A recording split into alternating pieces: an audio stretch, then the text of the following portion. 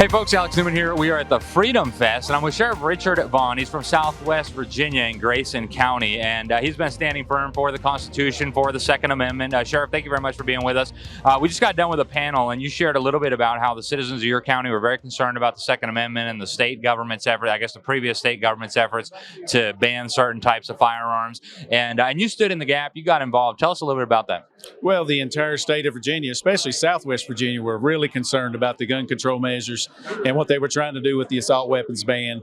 You know, it's a tragedy what's happened across the country, you know, with mass shootings, but the gun control is not the answer. You know, every time there's a shooting, they break numerous laws. You know, another law to ban a certain firearm is not the answer.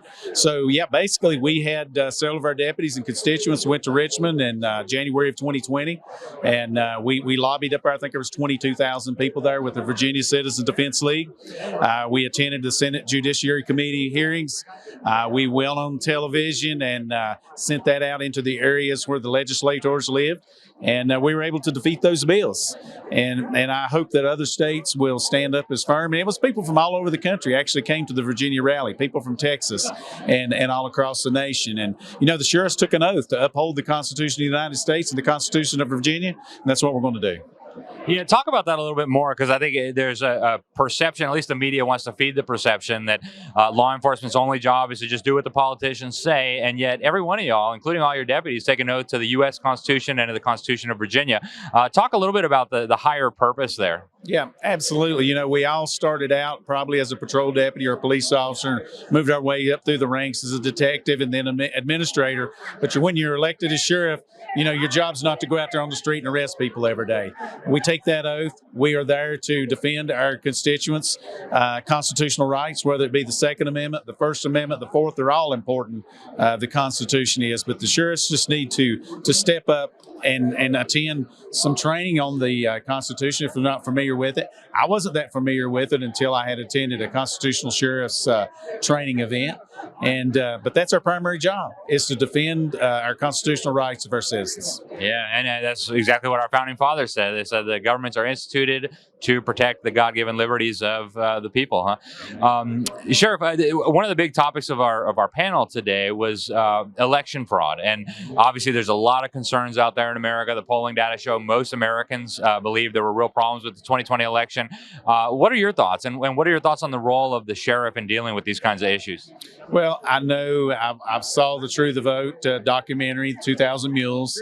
You know, before that came out, you know, I was a little skeptical. I thought, yeah, maybe there had been some election fraud, but I didn't know on what size, what measure. But after seeing that documentary, it should open anybody's eyes. And if the federal government's not going to investigate that, I think the sheriff should.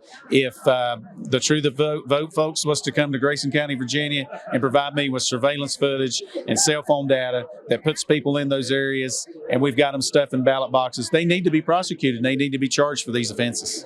Absolutely. And before we let you go, share your thoughts to citizens, just regular citizens out there, about law enforcement, developing a relationship with the sheriff. What should the relationship between a sheriff and the community be? And what advice do you have for folks out there who are concerned about the direction our country's going, the lawlessness, the crime, and everything that's happening?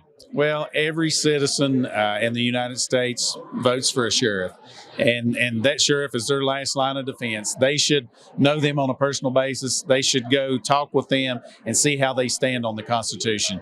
Because, I mean, with no election integrity moving forward, what are we going to do this fall when we have midterm elections? You know, get involved and even offer to help. You know, they could volunteer to help with a reserve division at a sheriff's office.